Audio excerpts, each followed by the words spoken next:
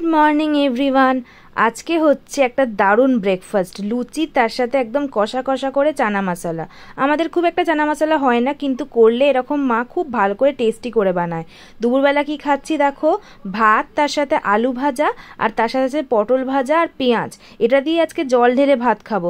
আমার এই গরমকালে না বেশি হ্যাবক কিছু খেতে ইচ্ছা করে না। সকালবেলা তো হেভি ব্রেকফাস্ট করেইছিলাম, তোমরা দেখিয়েছো হেভি ব্রেকফাস্ট, যার জন্য জল ঢালা ভাতই আমার কাছে অমৃতর মতো লাগে। আর আজ হচ্ছে ভাটাই ইট ইন আ ডে সিরিজের ডে 25।